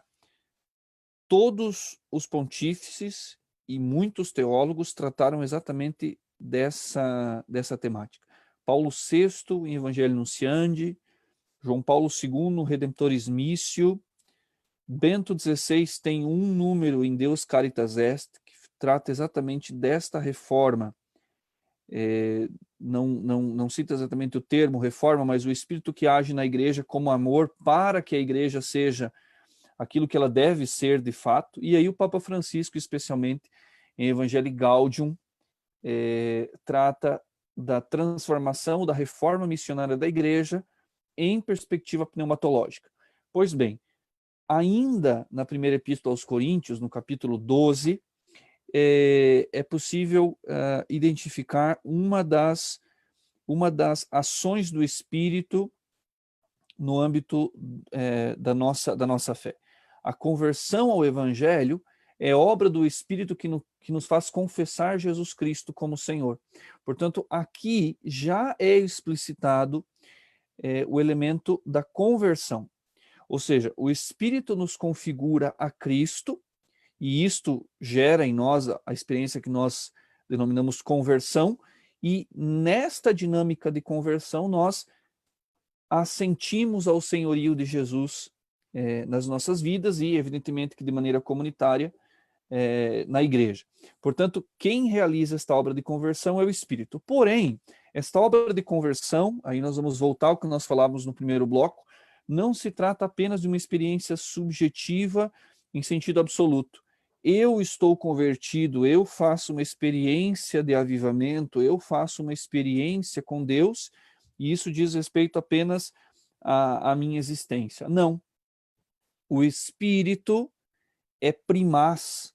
O Espírito ocupa um lugar privilegiado na missão da igreja. Basta ver Atos dos Apóstolos novamente, Pentecostes. Primeiro efeito da efusão do Espírito foi a missão. Portanto, a conversão é para a missão, assim como a igreja é para a evangelização. Se o Espírito constitui a igreja para evangelizar, decreto ad gentes do Vaticano II, número 2, a igreja existe para evangelizar, né? Aí Paulo VI vai repetir isso lá em Evangelho Anunciante. Se a igreja existe para evangelizar e ela é constituída pelo Espírito, então o Espírito age em nós para nos configurar a Cristo, tendo em vista a missão. Portanto, este tópico me parece muito importante para que a gente entenda a dinâmica reformadora do Espírito. Ele nos converte, nos configura a Cristo para a missão, assim como ele reforma a igreja para que a igreja evangelize de maneira cada vez mais correspondente à sua natureza. Veja o que diz o Papa Francisco no número 97 do Evangelii Gaudium. Este mundanismo, ele usa a expressão mundanismo espiritual, né? Em alguns números. Este mundanismo asfixiante cura-se saboreando o ar puro do Espírito Santo, que nos liberta de estarmos centrados em nós mesmos, escondidos numa aparência religiosa vazia de Deus. Francisco retira essa expressão mundanismo espiritual de Henri de Lubac, na obra Meditações sobre a Igreja. E esta noção se constitui no seguinte sentido: é a adaptação ou a assimilação de estratégias meramente administrativas para a vida e a missão da igreja. A igreja é, sim, instituição histórica, mas é, em primeiro lugar, corpo de Cristo. Portanto, é animada pelo Espírito. Nesses últimos dias, o Papa Francisco, numa das suas homilias, disse que a missão não é empreendida por estratégias humanas, né? Mas é uma estratégia, entre aspas, do Espírito. Portanto, o Espírito age em nós, age na igreja, convertendo-a para a missão, para que não estejamos centrados em nós mesmos, aquilo que ele chama de autorreferencialidade, né? Paulo VI, Evangelho Anunciante, vai dizer justamente isso, do medo que permeava a realidade do cenáculo, há aí a coragem e a ousadia de evangelizar. Pois bem, Congar aprofunda esta noção, afirmando justamente que é o Espírito que impulsiona para frente a causa do Evangelho, suscitando iniciativas e obras. Cito: ele inspira as reformas necessárias e sabe preservá-las das meras manipulações externas para fazer prevalecer uma reconformidade com o Espírito de Jesus. Belíssimo isso. Significa que o Espírito reforma a igreja para que a evangelização, que é o paradigma da vida de Jesus, Paulo VI, o Evangelho Anunciante, chega a dizer isso, que Jesus é o modelo dos evangelizadores, né? E aí, se nós adentrarmos a teologia lucana, vamos perceber que, de fato, Jesus é o Evangelho, ele é a boa nova. Quem é o evangelizador? É o Espírito. Lucas 4, o Espírito do Senhor está sobre mim, porque me ungiu para anunciar, para libertar, e assim sucessivamente. Então, o Espírito, na linguagem de Paulo VI, de João Paulo II e de Francisco, o Espírito é o protagonista da evangelização. ele é quem evangeliza. Evangeliza para quê? Para que os cristãos sejam cada vez mais parecidos e conformes a Jesus. Se nós pudéssemos, então, sintetizar, nós diríamos o seguinte: a igreja em estado contínuo de reforma, a ecclesia semper reformanda, é uma igreja em estado de conversão e em estado de missão. Aí nós poderíamos aprofundar a Aparecida, por exemplo, que vai tratar da conversão pastoral e missionária, Evangelii Gaudium, sucessivamente. Qual é o paradigma desta reforma no Espírito? É o Pentecostes. O Espírito anima a igreja como sua alma para a missão. Então, há uma dupla atividade reformadora do Espírito, imaginando assim, a grosso modo. A primeira é nos conformar a Jesus. O Monsenhor Catelan havia dito isso no primeiro bloco, aprofundado. E a segunda, que não é a parte desta primeira, é a missão, é pôr-nos em atitude missionária. E aí há um núcleo dual, o querigma e o encontro pessoal com Cristo. O querigma não é um conteúdo, o querigma é uma experiência, a experiência do amor de Deus, que se dá justamente nessa ambiência do encontro pessoal com Cristo. Quem mobiliza a experiência querigmática? É o Espírito. Francisco vai dizer isso, Evangelii Gaudium 164. O querigma é o fogo do Espírito que nos faz confessar Jesus como Senhor e a sua misericórdia como expressão do desígnio benevolente do Pai. E o encontro pessoal com Cristo se dá também pelo Espírito. O Monsenhor Catelan dizia que o Espírito se aniquila a tal ponto que, considerado como amor na Trindade, é ele que faz a comunhão, né? E nós também. É ele que nos possibilita a experiência do encontro pessoal com Cristo. Portanto, o Espírito reforma. Então, aqui é um quinto elemento, além dos 4 que nós já havíamos falado. Quisemos dar esse destaque porque, especialmente nos últimos tempos, Francisco tem destacado esse aspecto da reforma missionária da Igreja em perspectiva pneumatológica. Inclusive, na minha pesquisa de mestrado, a formulação final era essa, né? Talvez nós estamos nos deparando nestes tempos com uma possível pneumatologia missionária que brota aí do Concílio Vaticano II até os nossos dias. Ótimo, Diogo. Mostrou a capacidade de sintetizar, de refazer o que a gente tinha pensado para um pouco mais de tempo, né? Não foi apresentada nenhuma questão nova para esse nosso segundo bloco, então eu penso que nós podemos ainda retomar. Não sei se a Michele tem uma questão, Michele? Oi. Tem alguma questão para ser apresentada? Não, acho que está sendo bem claro. Só queria que falasse um pouco mais da questão do como sair em missão nesse tempo de pandemia, né, que a gente está vivenciando. Como que a igreja ela consegue fazer essa questão da transmissão da fé, sair em missão, ser movida pelo Espírito Santo, num tempo em que estamos em reclusão social? Veja, algumas atividades eclesiais precisaram ser transformadas nesse tempo. Outras precisaram ser minimizadas. E outras ainda foram amplificadas. Por exemplo, uma das que foram amplificadas é o aspecto da caridade. Contrariamente ao que se poderia esperar, esse tema, cada um se protegendo, se cuidando, e ao se proteger e se cuidar já está fazendo um serviço para a sociedade, um a menos que circula é um a menos que oferece risco de contágios e de transmissão, e transmissão cruzada, e enfim. Poderia diminuir a nossa solidariedade, a nossa preocupação com o outro. Pelo contrário, pessoas que antes não colaboravam, não se preocupavam com isso, passaram a se preocupar. Pessoas que se preocupavam com isso passaram a redobrar a preocupação. Paróquias que recebiam donativos em favor dos pobres passaram a receber muito mais.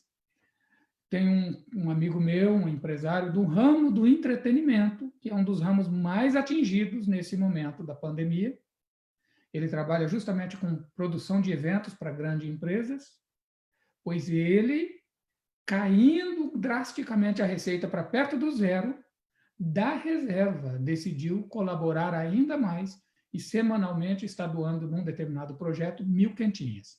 Só citando um exemplo. Então, o aspecto da caridade, da missão que se exprime pelo testemunho da caridade, cresceu enormemente. Depois, no campo das comunicações, um monte de atividades da igreja migraram, sobretudo as relacionadas com o anúncio da palavra, migraram para a modalidade remota, virtual. Virtual não é mais uma palavra adequada, né? Até a linguagem está mudando nesse caso. Por exemplo, o processo catequético, o aprofundamento da fé. Houve dias aí da TV Aparecida ser a segunda de audiência no Brasil, imagina. Então, a pandemia, de modo a fazer suplência pela falta da possibilidade da presença física, cresceu muito o uso das várias mídias, inclusive as mídias sociais, mas também está nos despertando para algo que depois pode continuar. Eu já vi em outras lives de vocês o apelo de pessoas que diziam que bom e que ótimo e que tomara que isso continue depois, que não fique só para o período da pandemia, não é? Então, está despertando a igreja para realizar a sua missão, também com outras modalidades, também utilizando outros meios que a cultura atual, a ciência atual, a tecnologia nos oferece. A gente está vendo que a igreja realmente está se recriando, né? O espírito De reforma, né? É uma reforma midiática da igreja. Com certeza. Diogo? Não, é isso mesmo, e de fato há aí um sinal importante da ação do Espírito mesmo, né? Nós falávamos que justamente a reforma é essa revisão das formas históricas, né? E o Espírito, assim como fez em toda a história da igreja, também nos leva a repensar e a repropor alguns elementos da vida cristã e alguns elementos pastorais, especialmente neste tempo. E vale dizer que a nossa geração não havia experimentado esse tipo de situação. Então, isso também para nós é novo, né? Então, há uma oportunidade de fato, como você bem disse, Michele, de recriar alguns espaços, né? Talvez aí, né, Catelã, haja um aspecto importante uma aplicação importante desta reforma no espírito no âmbito da nossa comunicação. Eu acho que aí há um caminho interessante de reflexão que vai aí perdurar, creio eu, por um longo tempo ainda. Certo. Bem, nosso tempo era no mínimo 40 minutos e no máximo 2 horas. Estamos nos aproximando já indo na direção do 2 horas, né? Estamos na retinha final. Eu gostaria, então, de... Sim? De fato, o Rodrigo me lembrou bem aqui, havia ficado a pergunta da Marlúcia. Lá do primeiro bloco, ela havia perguntado sobre a questão do Espírito como protagonista da missão. Claro que a gente já foi tratando desse tema, mas apenas como reforço, né? Biblicamente, Atos dos Apóstolos, Novo Testamento, nos padres da igreja, o Espírito como alma da igreja, né? E contemporaneamente, Concílio Vaticano II até Francisco, há uma clara afirmação de que o Espírito é o protagonista da missão, né? A missão não é resultado de uma organização eclesial pautada em procedimentos administrativos, né? Não é resultado meramente de um planejamento estratégico, não é uma atividade publicitária, né? A missão é a comunicação de uma pessoa, é a comunicação da pessoa de Jesus. E isso quem faz é o Espírito, né? Então, aquilo que nós estávamos dizendo, se Cristo é o elemento normativo, o Espírito é o elemento vivificador. Então, por isso que ele é o protagonista da evangelização. De novo, né? Retomando a obra lucana, né? O Evangelho e Atos, né? O Espírito leva a igreja, o Espírito impulsiona a igreja a evangelizar. E o evangelho é a pessoa de Jesus. Então, por isso que no magistério contemporâneo, Concílio Vaticano II até Francisco, tem-se de maneira clara que o Espírito é protagonista da missão, né? Francisco chega a afirmar que o documento eclesial contemporâneo que ele mais aprecia é justamente o Evangelho Nuntiandi de Paulo VI. E não é coincidência, penso eu, que o último capítulo do Evangelho Nuntiandi e o último capítulo do Evangelho Gaudium são dedicados ao Espírito Santo. E aí vem aquela pergunta, né, Catela, que nós nos fazíamos desde o tempo aqui do mestrado, né, na PUC. Por quê, né? Porque se a gente for observar em termos de quantidade, né, de quantificação, Francisco amplia, né, a pneumatologia. Então, nos parece que não é uma contraposição, mas é justamente uma amplificação daquilo que Paulo VI já havia apresentado, que o Espírito é o protagonista da missão. Então, a docilidade e a aberturação do Espírito nos leva à missão. Então, por isso que ele é o protagonista, porque nós não somos protagonistas, né? O Espírito é o protagonista e nós somos aí, uma linguagem artística, né? Coadjuvantes da missão. Ótimo. Eu gostaria, então, de fazer uma referência a uma das leituras bíblicas que vamos ter nesse final de semana, que é o texto dos Atos dos Apóstolos, que narra o primeiro Pentecostes. A leitura desse texto não nos deve levar a um equívoco de imaginar que Pentecostes foi um só. A gente usa o singular, a ocasião de Pentecostes, a festa de Pentecostes, mas o próprio livro dos Atos dos Apóstolos nos mostra depois um outro Pentecostes na Samaria, um outro Pentecostes na casa de Cornélio, né, capítulo 6, capítulo 4, acho, depois capítulo 11, o Pentecostes de Éfeso, capítulo 20 de Atos, há sucessivos Pentecostes, onde a palavra é anunciada, o querigma, onde pelo ato de fé se adere à palavra que foi anunciada, se acolhe Jesus Cristo e tem início a vida cristã em uma comunidade, ali se processa um Pentecostes. Então, o primeiro equívoco que a gente precisa eliminar é esse, não há um só. Aquele um é paradigmático, é o modelo de todos os outros, porque conta com a presença física de Maria, mãe de Jesus, e dos apóstolos escolhidos, formados e enviados pelo próprio Jesus. E então é a inauguração, ele é paradigmático, mas não é o único, primeira coisa. Segunda coisa, entender bem aquela cena exige que ela seja relacionada com a história da Torre de Babel.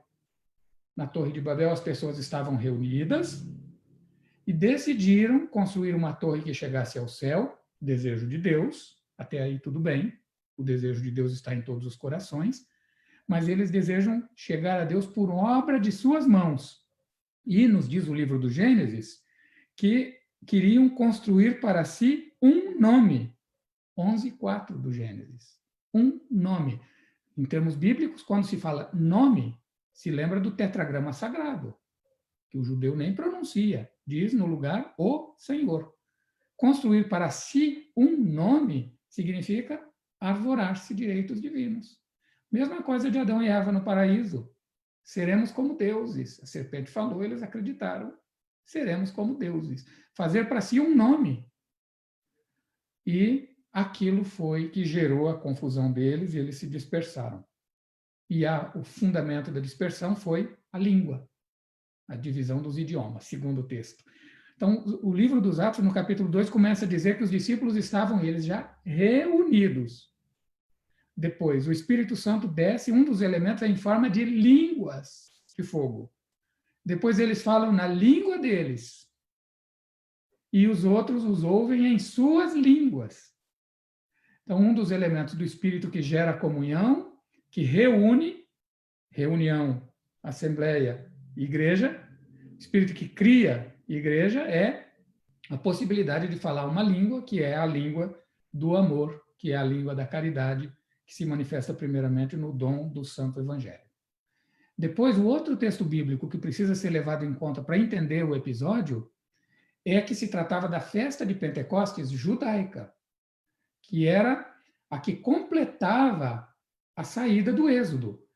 Quando Deus manda Moisés falar com Faraó é para que o povo saia e preste o serviço a Deus, preste culto a Deus, seja livre para praticar o culto. Isso não é subterfúgio, não é desculpa, é a intencionalidade fundamental do Êxodo.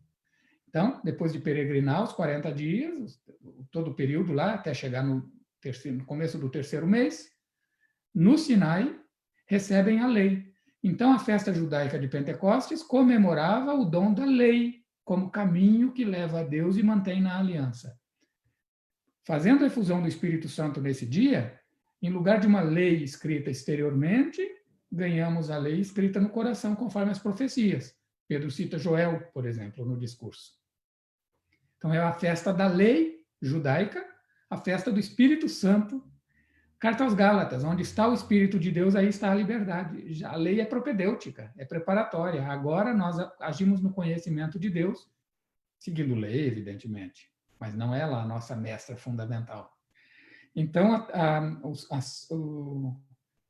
festa da lei nos remete ao Êxodo 19, e lá, então, o trovão, o relâmpago, o tremor da terra, são todos elementos similares ao do Sinai. E, por fim, no livro do Deuteronômio, quando se fala dessa festa, da festa da lei, se diz que ela é uma festa que deve envolver a família com todos os seus membros, marido e mulher, os filhos, mas também os servos e as servas, os levitas que estão na cidade, o estrangeiro, o órfão e a viúva. É a festa mais aberta de Israel, pois então é a partir dali que se abre o cristianismo para o anúncio, e por isso tem as pessoas de todas as raças estão presentes em Jerusalém. O que se oferecia nessa festa, no ato de culto a Deus, era o primeiro feixe de colheita. Na Páscoa se oferecia um cordeiro. Agora se oferece um feixe, primeiro feixe da colheita. Aquelas pessoas que estão em Jerusalém e se convertem são os primeiros frutos do Espírito oferecidos a Deus. Então, essa leitura que vamos ter do livro dos Atos dos Apóstolos, se não for interpretada de modo estático, como coisa do passado, mas dentro da dinâmica bíblica que parte do Antigo Testamento e amplifica aquela graça, estendendo para toda a humanidade, para os Pentecostes sucessivos, é o parâmetro ainda para compreendermos como o Espírito criou, cria, recria e reforma continuamente a Igreja. Palavra para o Diogo. E daí, Catelã, a necessidade que nós, em perspectiva eclesial, temos de sempre manter diante de nós a súplica, uma atitude orante, uma atitude expectante de um novo Pentecostes, ou de novos Pentecostes, né? Por isso que se diz na experiência cristã, na experiência eclesial, se fala de um novo Pentecostes, porque não se trata de um evento passado que é simplesmente rememorado ou comemorado, né? ou lembrado, mas de uma experiência que é atual, né? É a perenidade de Pentecostes. Eu acho que aí está uma grande chave de compreensão para a celebração de Pentecostes, como você muito bem disse. Quer dizer, o texto tem um contexto, né? E este contexto nos lança para frente, né? Talvez até aí até esse elemento pode corroborar a sua resposta lá para o Felipe, aluno do Padre Evaristo. A perspectiva escatológica do Espírito é essa, né? É de edificando a igreja, nos lançar para as realidades últimas, né? Então, se o Espírito vem sobre nós, nos concede dons, né? O Senhor nos concede ministérios, eles servem para a nossa comunhão com Deus. Então, talvez estaria aí uma chave importante para a gente pensar um novo Pentecostes, né? O Marcelo, nosso só uma última pergunta que o Rodrigo nos passou aqui. O Marcelo, nosso colega de pós-graduação aí no Rio, né? Pergunta se é um erro afirmar que o Espírito Santo ainda é né? Ou é o grande desconhecido, né? É evidente que o século XX presenciou o que a gente poderia chamar de resgate da pneumatologia, né? Ou de retomada da pneumatologia, ou de de retomada da reflexão pneumatológica. Talvez seria exagero dizer que durante toda a história da igreja o espírito foi subvalorizado, né? Não, mas evidentemente que a ênfase sempre se deu mais na pessoa e na graça do Filho, né? Congar, na abertura do Congresso de Pneumatologia, o primeiro e único Congresso Internacional de Pneumatologia realizado no Vaticano em 83, se não me engano, 82, 83, no discurso de abertura ele diz exatamente isso, que eventualmente a imagem que fizemos do Espírito era de que ele atuava apenas como assistente do magistério e nos sacramentos, e não na vida cristã e na missão. E evidentemente que aí ele está dizendo que isso enfatizava mais a graça e a ação do Filho. Então, sim, Marcelo, nesse sentido a gente pode de fato afirmar que o Espírito seria o grande desconhecido, não em sentido absoluto, mas em sentido de retomada da reflexão, né, pneumatológica. Até mesmo se nós observarmos nos nossos currículos, ou mesmo na quantidade de obras publicadas, há muito mais obras de teologia fundamental, trindade e cristologia do que de pneumatologia, né? Então, há aí uma retomada importante, e evidentemente que isso vai tendo implicações também pastorais, litúrgicas, catequéticas e assim por diante. Bem, essa temática do Espírito Santo como desconhecido foi muito ressaltada por Congar na época da retomada, né?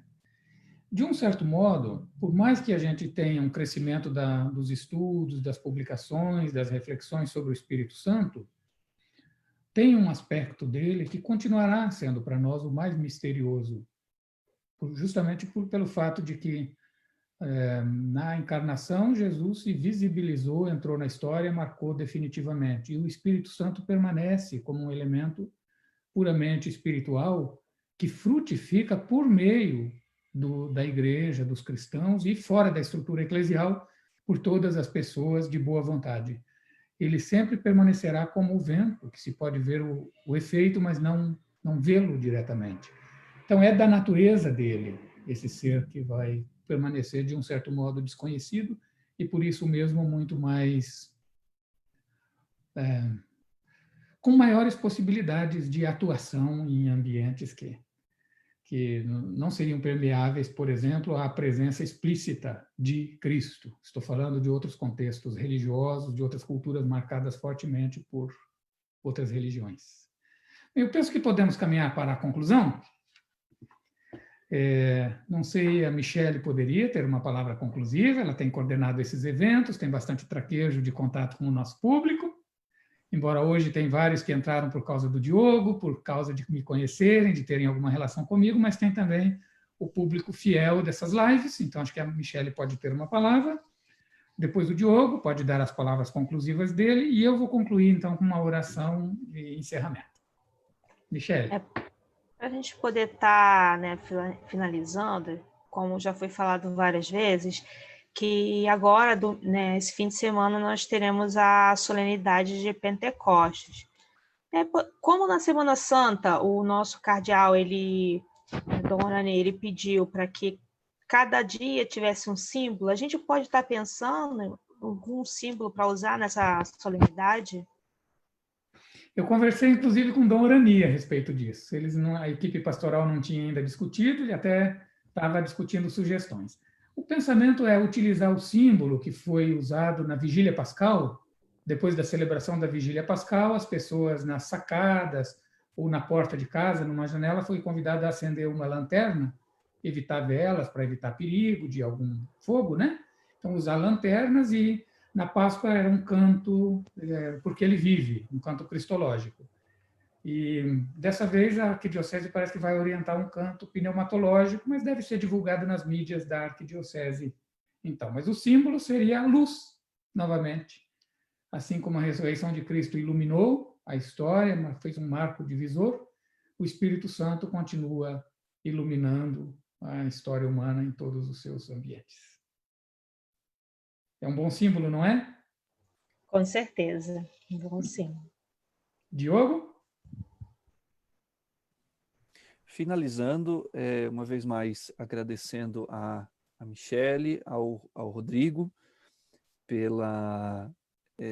não só pelo convite, que também me foi feito pelo Monsenhor Catelã, mas pelo apoio em todo esse processo. Agradecer ao Monsenhor Catelã pela generosidade, com o convite, mais uma vez, e, de fato, salientar a centralidade desta solenidade, né?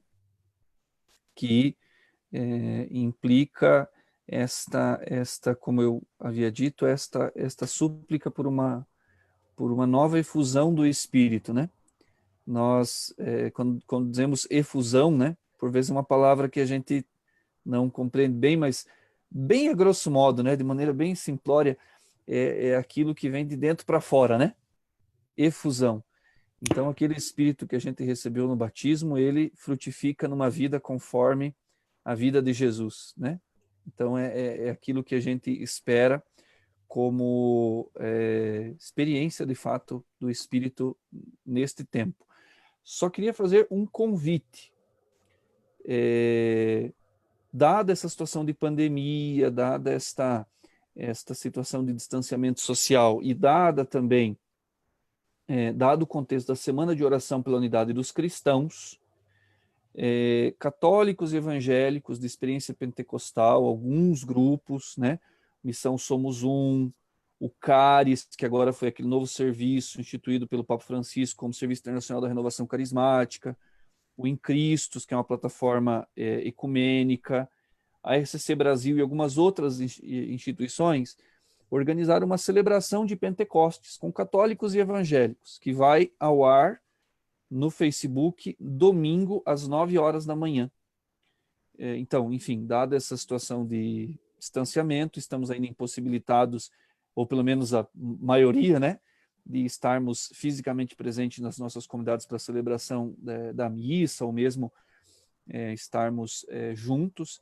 Então, fica o convite no Facebook lá da Missão Somos Um, mas também de dessas outras instituições, a celebração quer ser uma contribuição para essa experiência de Pentecostes a partir da unidade dos cristãos, como bem o Monsenhor colocou, reunião, comunhão, unidade, enfim. Então, fica esse convite e a gratidão aos colegas aqui e a todos que nos acompanharam também durante essa manhã.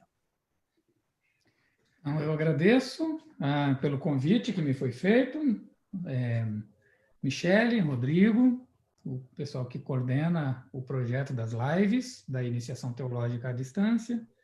Diogo, eu agradeço por ter topado fazer comigo essa live e poder já começar a partilhar frutos de sua pesquisa, que vai pela metade, da metade para o fim já. Esperamos logo poder vê-la apresentada, publicada mais amplamente. E agradeço a todos que nos acompanharam, que estão nos acompanhando ainda nesse momento. Hoje nós, na Igreja Católica, celebramos a memória litúrgica de São Paulo VI. Junto com São João XXIII, são os papas do concílio. E ele tem uma oração ao Espírito Santo que é bastante conhecida e muito bonita. Então, gostaria de encerrar essa live pedindo para Deus uma nova efusão do Espírito Santo para todos nós, para toda a igreja, para a comunhão dos cristãos e para a comunhão, a unidade da humanidade entre si e com Deus.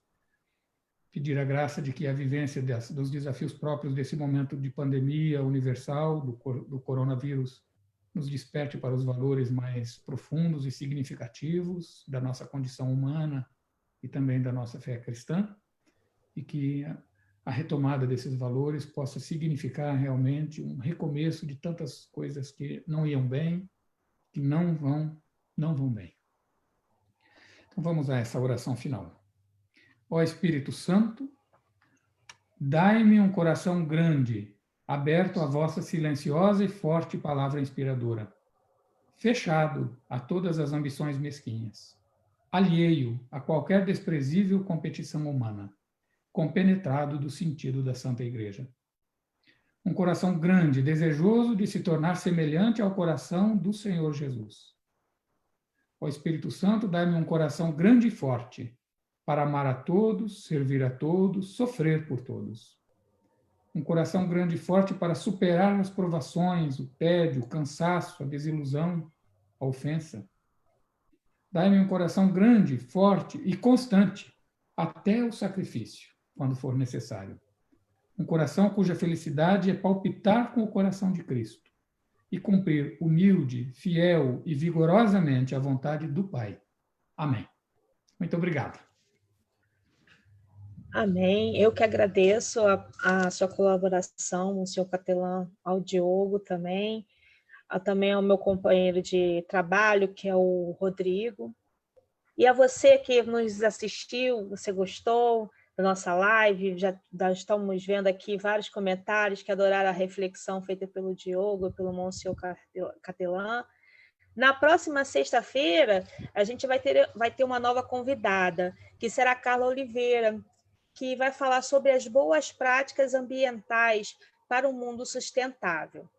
E mais tarde, nós iremos disponibilizar na nossa página também do Facebook o link para o nosso YouTube, para que você possa rever novamente essa live de hoje, que foi bem aproveitosa. Quero agradecer a todos, um abraço, que fiquem todos com Deus. Tchau.